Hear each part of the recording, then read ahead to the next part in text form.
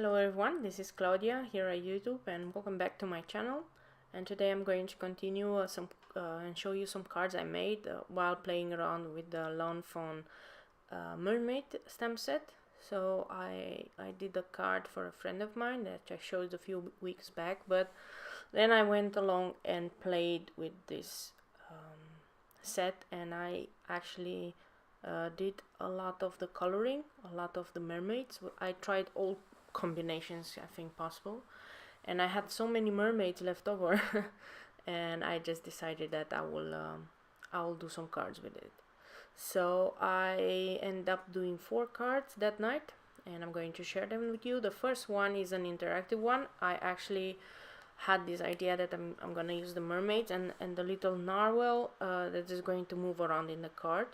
So I'm making some panels with some waves, and out of the one of the panels I'm going to cut an interactive slider thing, and I'm going to use some pennies.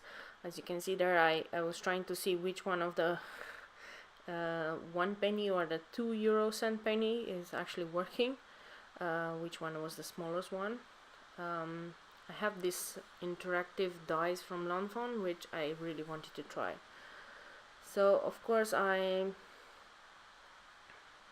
decided to cut from the first one, and funny story is that I put a die the other way around and I had to do it again. Sometimes I make this mistake, but I had the waves, and I really like to make waves out of different colored cardstock because yeah, I don't like the plainness of just blue waves, so I like to have green and blue and red, and that kind of shows, you know, at sunset. So that's what I was trying to do. In order to make the slider work properly, I had to double down on my foam, so that I make sure that it's enough space for the little 1 euro-cent to move around. I think if you're in America you can use the pennies, but yeah, being in Europe, we make do with what we have here.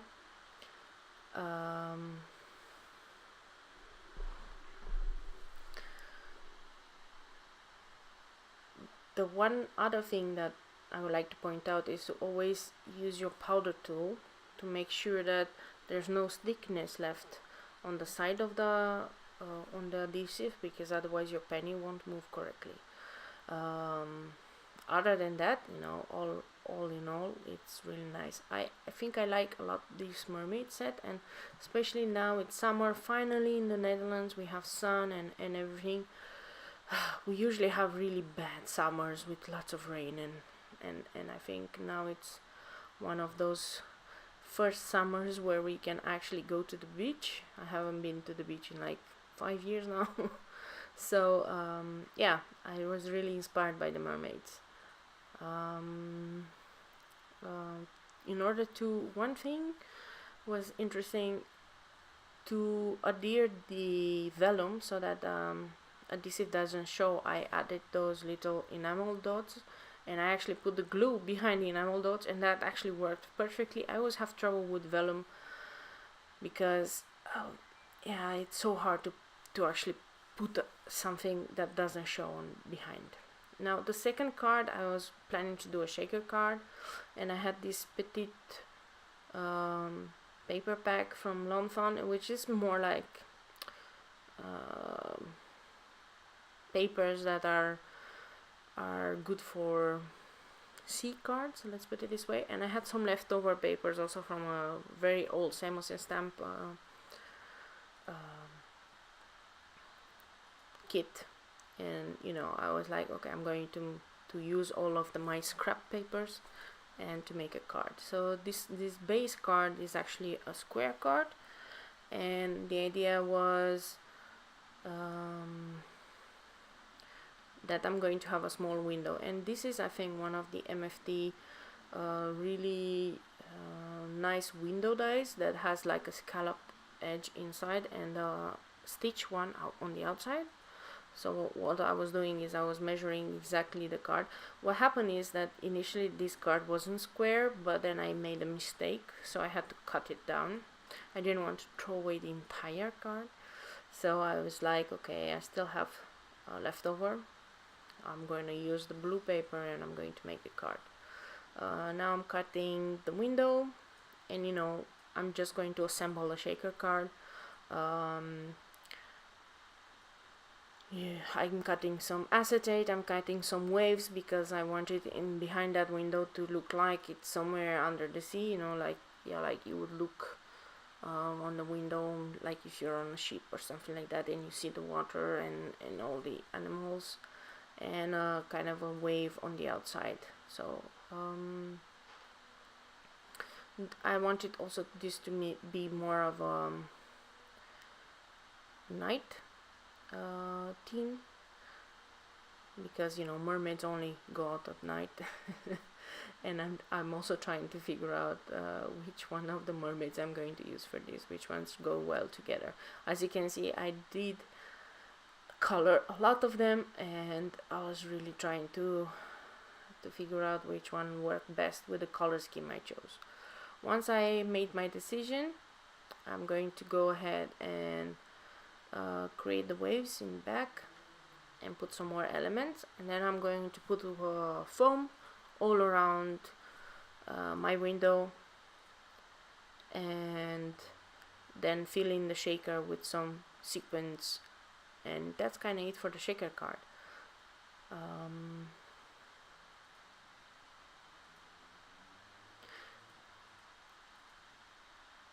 Sometimes I'm working quite slow because I'm always like I want to be perfect and so on, and I'm trying to get better at that. I'm trying to make decisions much faster, but a lot of times my cards, when I make a card, it takes quite a long time. Let's say these 4 cards took about 2 hours to make, and it's not that they're very difficult. I mean, I think everybody can actually do them. It's just that I'm always trying to be perfect. And that can actually I notice that sometimes I'm not making cards because I'm always thinking I'm not making the perfect cards or the prettiest cards that I could, and thus I just maybe get discouraged. So one word of advice, I noticed that with time you get better, with practice you get better, and I get faster as well. So even if you get discouraged, get back into it, and even if it takes in the beginning quite some time, it's okay not to be perfect. It's okay to make a mess. I try not to let that bother me, although sometimes I'm thinking always, should I post these cards on YouTube? Are they good enough? And yeah, maybe that's why sometimes I'm not as fast in posting, although I'm filming them, and I have these ones I think for a month now. In the end, I think they turn out pretty nice, and I'm just adhering them now. Sorry if you hear the cars. I think it's a busy day today. It's a holiday while I'm recording these videos. So I wanted to really use some of my my thread, and I picked up my buttons. I haven't used button in like forever, and I have a full box of buttons and I never use them, so I thought, okay, now I'm going to use them. It feels like a waste that I never use the buttons, but it just doesn't seem like it ever goes buttons with cards anymore. I don't think they're in trending. But the way I try to put that button, I realized that the easiest way, instead of adhering on top of it, is to just put the thread in and tie it with the ball, and I think that makes it stay very flat and very nice. And I was trying to figure out a way to put the red button, but in the end I was like, okay, no, it doesn't work, one is enough. So I'm just going to stamp the sentiment now on a scratch piece of paper, and I'm going to just make a small banner Just gonna cut it with my scissors. This point, I think I decided not to cut it with the scissors, but I had the banner die also from Lawn Fawn, and yeah, when I cut it with my scissors, I always cut it crooked. I don't know why, but I think dies are always very nice. So this was my second card, and soon we're gonna go into the last two ones. And these ones, I first started with the first card, which I'm going to use embossing paste, but then I realized I have to let it dry. So what I wanted to do is, I had this wave stencil, and I thought I'm going to just put the embossing paste like in a circle.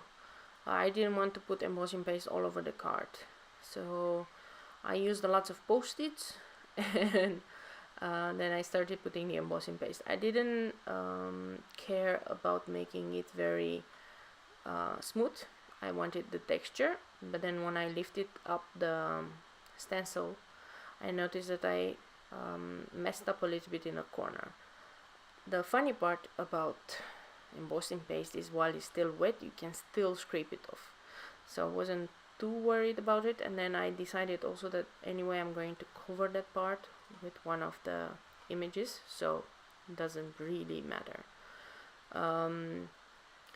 One thing to note, that the cardstock was the thinner side, like the 80 pound, and it kind of warped because I put a lot of embossing paste, and that was quite wet. So I ended up overnight leaving it under a very heavy book, because I wanted it to be super flat. But for now I am going to go work on the fourth card, which is going to be like a waving hello. I'm going to have, like, again, a nice scene with a nice night patterns, and I'm going to use all the leftover waves pattern paper I have left, and then on the side I'm going to use some stripes. So I'm going to split this card like in half. I wasn't sure which stripes to use, and whether or not the stripes. I think I went with the gray ones because it was more muted. So I'm going to cut a little piece of the gray one. Usually my cards are 5.5 by 4.25, so I always cut that one like that. And now I'm going to just assemble the other bottom of the card, and I'm going to just put the waves one after the other.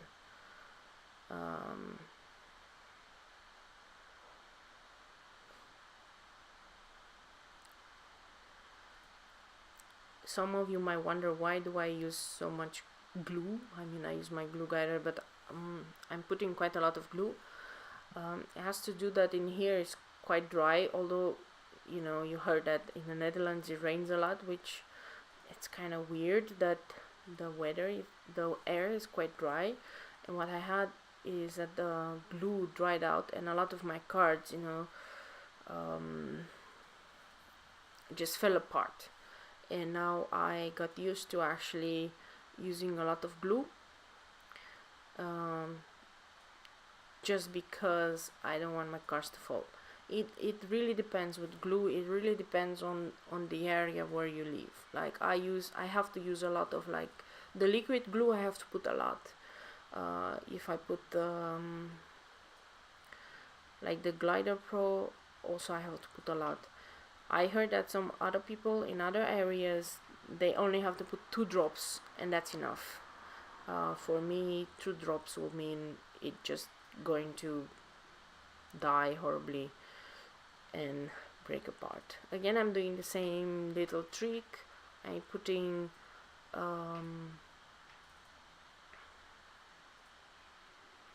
enamel dots to mask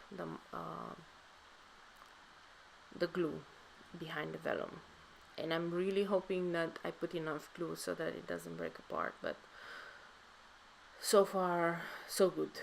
I have these cards already on my desk for a few weeks. I haven't yet sent them, so they haven't, you know,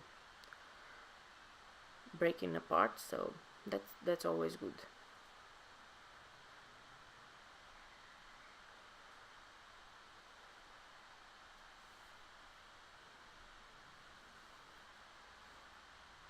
I decided to lift a little bit the panel so that it creates a nice shadow on the side.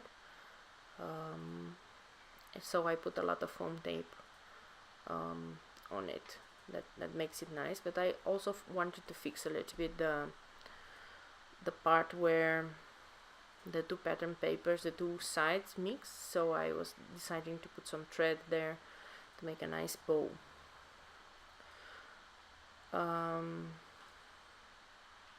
In the meantime, you know, the other card is drying out.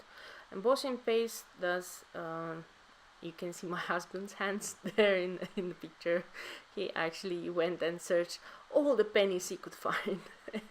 He put them on my table. Says like, okay, if you want to make interactive cards, here are some pennies. I think I have 30 of them or something like that, so I can make lots of cards.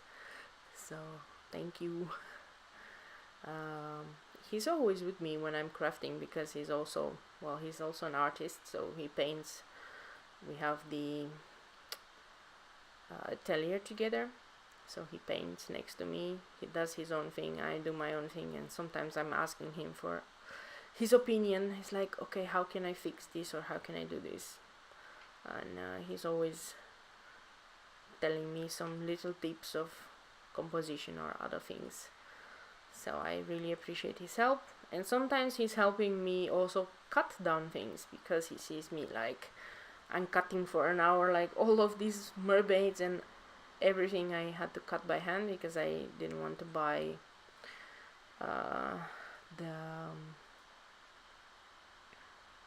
the dies, because I usually want to have more of the stamps, so I cannot afford to buy both the stamps and the dies together.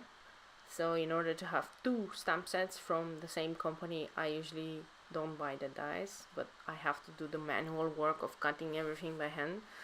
Sometimes he sees that and it's like, okay, I'm gonna help you, and he cuts side by side with me, so I think that's really nice. So you could say that out of these cards, he also contributed to them, because he helped me cut all the images out, which is very nice. I'm kind of assembling. The reason why I put that block on top of the other mermaids is that it kind of needs a little bit of heavy stuff to hold them in place, otherwise they will curl up, because the glue is wet, so the paper will curl up. But just an acrylic block is working just fine. Now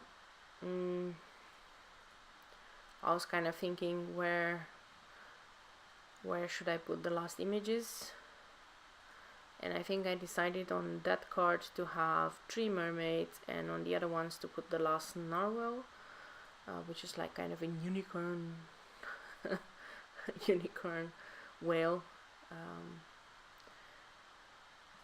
And I was looking for a sentiment. The last card was very hard to find a sentiment. I wasn't really sure what to do, so you know, while I was thinking for a sentiment, it takes a while. That's why I said it takes about 2 hours. But it is always better better to have the images colored in advance, and then think just about the card and how you're gonna make the card, than to worry about coloring the images and then making the card as well. I think for me that works better if I do this work in advance. So yeah, I kept trying to figure out a way to make a sentiment. So I just decided, I had this leftover piece from the first card, and I just made a tiny little tag, and I just wrote on it with a pen, hi. I didn't even bother anymore. I was just saying, oh, let's just put this hi. It was tying in nicely, and it was like a little interest point because it was red, so I just put that one in with a little bit of thread. So I think that kind of concludes the 4 cards.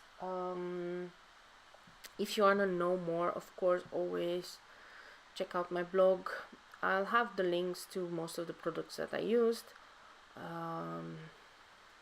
And you know, if something is not anymore in stock, I'll try to link to something similar. Always, if you want to see more videos of me, click on the subscribe button. If you want to learn more, of course, the blog, and down you'll see more videos that are kind of in the same theme with the mermaids and everything. Thank you so much for watching, and I see you next time.